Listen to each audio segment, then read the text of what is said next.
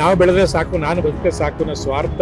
ಸುಮ್ಮನೆ ಬುಲ್ಡೆ ಬುಟ್ಟ 15 ಲಕ್ಷ ಹಾಕ್ತೀನಿ, ಜೀರೋ ಅಕೌಂಟ್ ಮಾಡಿ ಅಧಿಕಾರಕ್ಕೋಸ್ಕರ ಏನೇನು ಮಾಡ್ಬೇಕೆಲ್ಲ ಮಾಡ್ತಾ ಇದ್ದಾರೆ. ಕುಡಿಯಕ್ಕೆ ನೀರಿಲ್ಲ, ಹಳ್ಳಿಗಳಿಗೆ ಸಾಯ್ತಾ ಇದ್ದಾರೆ ಮಳೆಯಲ್ಲಿ. ಇರಬಾರ್ದು ಈ ಸರ್ಕಾರ. ಎಲೆಕ್ಷನ್ ಟೈಮ್ ಕೊಟ್ಟರು, ಅದಕ್ಕೆ ಓಟ್ ಹಾಕಿರೋದು, ಇಲ್ಲ ಸೋತಿರೋರು ಅವರು. ಈ ಅಧಿವೇಶನ ನಡೀತಾ ಇದೆ, ಇದರಿಂದ ಜನರಿಗೆ ಏನು ಉಪಯೋಗ ಆಗುತ್ತೆ ಅಂತ?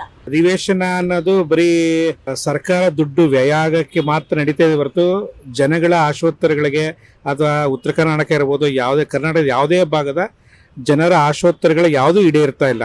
ಕಾಂಗ್ರೆಸ್ ಪಕ್ಷದಲ್ಲಿ ಹಗರಣಗಳೇ ಜಾಸ್ತಿ ಕಾಣ್ತಾ ಇದೆ, ಕಣ್ಣಿಗೆ ಕಾಣ್ತಾ ಇದೆ.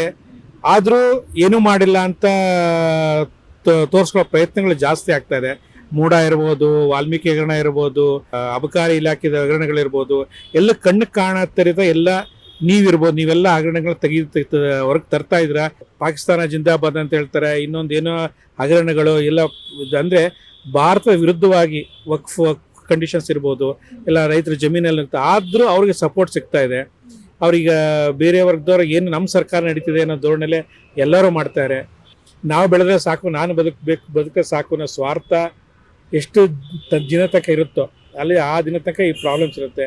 ನಮ್ಮ ರಾಷ್ಟ್ರ, ನಮ್ಮ ರಾಜ್ಯ, ನಮ್ಮ ಮುಖ್ಯಮಂತ್ರಿಗಳು ಹೀಗಾಗಬೇಕು ಅನ್ನೋ ಒಂದು ನಮ್ತನ ಬರ್ಬೇಕು, ನಮ್ಮ ಮಣ್ಣಿಗೆ ಬೆಲೆ ಬರಬೇಕು, ಅದು ಆಗ್ತಾನೆ ಇಲ್ಲ. ಇವ್ರು ಏನು ಸಮಾವೇಶ ಏನಂತ ಸಾಧನೆ ಏನು ಮಾಡಿಲ್ಲ. ಅವರು ಸಮಾವೇಶ ಮಾಡೋಂಥ ಅದೇ ದುಡ್ಡನ್ನ ಅಟ್ಲೀಸ್ಟ್ ಬೇರೆ ಯಾರಿಗಾನ ಯೂಸ್ ಕೆಲಸ ಇಲ್ದವ್ರಿಗೆ ಕೊಡ್ಬೋದು.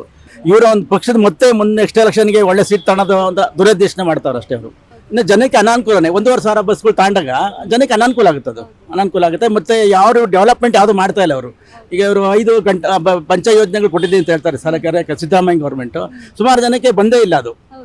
ಆಮೇಲೆ ಮೊನ್ನೆ ಬೈ ಎಲೆಕ್ಷನ್ ಆದಾಗ ಸಿಗ್ಗಾವಿ ಮತ್ತೆ ಇದು ಚನ್ನಪಟ್ಟಣ, ಆಮೇಲೆ ಇದು ಸಂಡೂರು 3 ಎಲೆಕ್ಷನ್ ಅಲ್ಲ, ಆ ಸ್ಟೇಟಲ್ಲಿ ಮಾತ್ರ ಗೃಹಲಕ್ಷ್ಮಿ ಹಣ ಜಮಾ ಮಾಡಿದ್ದಾರೆ. ಬೇರೆ ಯಾವ ಕಾನ್ಸ್ಟಿಟ್ಯೂನ್ಸಿಲೂ ಮಾಡಿಲ್ಲ. ಅಂದ್ರೆ ವೋಟಿಂಗ್ಗೋಸ್ಕರ ಇವ್ರು ಮಾಡಿದಾರೆ ಅಷ್ಟೇ. ಅಧಿಕಾರಕ್ಕೋಸ್ಕರ ಏನೇನು ಮಾಡ್ಬೇಕೆಲ್ಲ ಮಾಡ್ತಾ ಇದ್ದಾರೆ ಇವರು.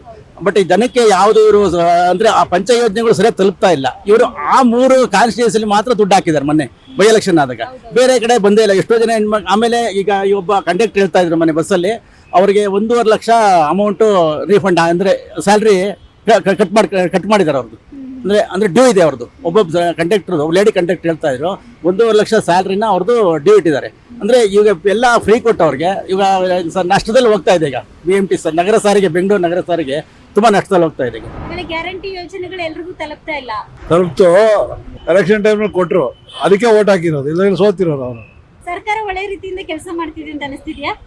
ಏನಿಲ್ಲ, ಏನು ಕೆಲಸ ಇಲ್ಲ, ಬರೇ ಅವ್ರಿಗೆ ಇವ್ರ ಮೇಲೆ ಹಾಕೋದು, ಇವ್ರು ಅವ್ರ ಮೇಲೆ ಹಾಕೋದು ಅಷ್ಟೇ. ಮತ್ತೆ ಅಧಿವೇಶನದಿಂದ ಜನರಿಗೆ ಏನು ಉಪಯೋಗ ಅಂತ? ಏನು ಉಪಯೋಗ ಇಲ್ಲ, ಸುಮ್ಮನೆ ಇವ್ರು ಅಲ್ಲಿ ಬರೀ ಅದೇ ಗಲಾಟ, ಸಭಾತ್ಯಾಗ. ಬಿಜೆಪಿ ಕುತ್ಕೊಂಡು ಮಾತಾಡಲ್ಲ, ಬರೀ ಇದನ್ನ ಹೇಳ್ತಾ ಇರ್ತಾರೆ. ಅವ್ರು ಅದೇನು ಮಾಡ್ತಾರೆ, ಅವ್ರು ಒಪ್ಪಲ್ಲ, ಅವ್ರು ಸಭಾತ್ಯಾಗ ಮಾಡ್ತಾರೆ ಅಷ್ಟೇ. ಈ ಹುಲಿಗೇಟ್ ಸರ್ಕಾರ ಹೋಗ್ಬೇಕು ಮೇಡಮ್, ಇರಬಾರ್ದು ಇವನು ಎಲ್ಲ ಬರೀ ಬೆಲೆ ಏರಿಕೆ ಬರ್ತಾ ಏನು ಮೇಡಮ್ ಎಲ್ಲಾದ್ಮೇಲೆ. ಅವ್ನು ಭ್ರಷ್ಟನ ಇದ್ದಾನೆ, ಅವನೇ ಆದ್ರೂ ಇನ್ನು ಅಲ್ಲೇ ಸಾಯ್ತವನು. ಇನ್ನು ನಾನೇನು ಮಾಡಿಲ್ಲ ಅಂತ ಹಾಸನದಲ್ಲಿ ಅಧಿವೇಶನ ಮಾಡ್ತಾವ್ರೆ ಇವತ್ತು. ಅದು ಮಾಡ್ಕೊಂಡು ರೈತರನ್ನೆಲ್ಲ ತಿಂತೇನು ಮೇಡಮ್. ರೈತರನ್ನ ಏನೂ ಮಾಡ್ತಿಲ್ಲ ಮೇಡಮ್. ರೈತರಿಗೆ 1 ರೂಪಾಯಿ ಉಪಯೋಗ ಇಲ್ಲ. ಬಜೆಟ್ ಅಲ್ಲಿ ಅವ್ನು ಏನೂ ಮಾಡಲ್ಲ ಮೇಡಮ್, ಬರೀ ಬೆಲೆ ಏರಿಕೆ ಮಾಡಿ ಎಲ್ಲ ಸಾಲ ಒರೆಸಿ ಹೋಗ್ತಾನೆ ಮೇಡಮ್. ಕರ್ನಾಟಕದಲ್ಲಿ ನಿರುದ್ಯೋಗ ಜಾಸ್ತಿ ಇದೆ, ಶಿಕ್ಷಣಕ್ಕೆ ಒತ್ತು ಕೊಡ್ತಾ ಇಲ್ಲ. ಆಸ್ಪತ್ರೆ, ನೀರು, ಕುಡಿಯೋ ನೀರು, ರಸ್ತೆ ಮಾಡ್ತಾ ಇಲ್ಲ ಕಳ್ರು.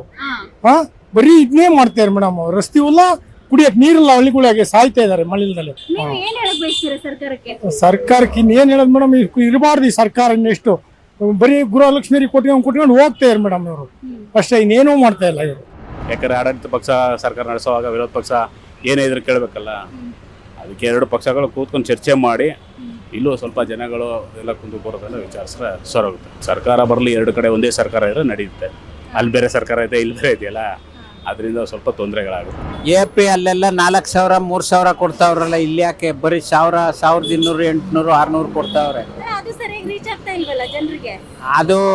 ಅದು ಕೆಲವ್ರು ಬರೋರ್ಗೆ ಬರ್ತಾ ಇದೆ. ಅದನ್ನ ಜಾಸ್ತಿ ಮಾಡ್ಬೇಕಾಯ್ತು ಇವರು. ಸೀನಿಯರ್ಗಳು ಮಾಡ್ಬೇಕು ತಾನೆ ಇವರು. ಈಗ ಸೀನಿಯರ್ಗಳಿಗೆ ಎಲ್ಲಿ ಮಾಡವ್ರೆ, ಬರೀ 1,200 ಕೊಡ್ತಾವ್ರೆ. ಆಂಧ್ರದಲ್ಲಿ, ತೆಲಂಗಾಣಲೆಲ್ಲ 4,000 3,000 ಕೊಡ್ತಾವ್ರೆ. ಇವ್ರು ಯಾಕೆ ಬರೀ 1,000 ಚಿಲ್ಲರೆ ಕೊಡ್ತಾವ್ರೆ? ಅದೆಲ್ಲ ಬಡವ್ರ ಬಗ್ಗರು ಜಾಸ್ತಿ ಕೊಡ್ಬೇಕು ತಾನೆ. ಇವ್ರು ಕಿತ್ತಾಡ್ಕೊಂಡೆ ಇವರು ಟೈಮ್ ಪಾಸ್ ಮಾಡ್ತಾವ್ರೆ. ಈಗ ಇರೋದ್ರಲ್ಲಿ ಇವರೇ ಪರವಾಗಿಲ್ಲ 5 ಐಟಮ್ ಕೊಡ್ತಾವ್ರೆ. ಅದು ಕ್ಯಾನ್ಸಲ್ ಮಾಡಲ್ಲ ಅಂತ ಈ ಸರ್ ರೀಚ್ ಆಗ್ತಿಲ್ವಲ್ಲ, ಅದ್ರ ಬಗ್ಗೆ ಏನ್ ಹೇಳ್ತೀರಾ? ಹೆಣ್ಮಕ್ಳಿಗೆ ಗೃಹಲಕ್ಷ್ಮಿ ದುಡ್ಡು ಗೃಹಲಕ್ಷ್ಮಿ ಕೆಲವ್ರಿಗೆಲ್ಲ ಬರ್ತಾ ಇದಲ್ಲಮ್ಮ, ಹಾ. ಬತ್ತೈತೆ ಕೆಲವ್ರಿಗೆಲ್ಲ. ಬೆಲೆ ಏರಿಕೆ ಬಗ್ಗೆ ಏನ್ ಹೇಳ್ತೀರಾ? ಬೆಲೆ ಏರಿಕೆ ಆಯ್ತದ, ಅದು ಸ್ವಲ್ಪ ಬಡವರಿಗೆಲ್ಲ ಕಷ್ಟ ಆಗುತ್ತಲ್ವಾ? ಆಗುತ್ತೆ.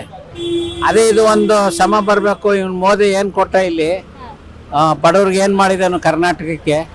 ಸುಮ್ಮನೆ ಬುಲ್ಡೆ ಬುಟ್ಟ 15 ಲಕ್ಷ ಹಾಕ್ತೀನಿ, 0 ಅಕೌಂಟ್ ಮಾಡಿ ಪೋಸ್ಟ್ ಆಫೀಸಲ್ಲಿ ಅಂತ ಹೇಳ್ದ. ಎಲ್ಲಿ ಕೊಟ್ಟ? ಆಟೋದವ್ರಿಗೆ 5,000 ಕೊಡ್ತೀನಿ ಅಂತ ಎಲ್ಲಿ ಕೊಟ್ಟ? ಬರೀ ಸುಳ್ಳೆ.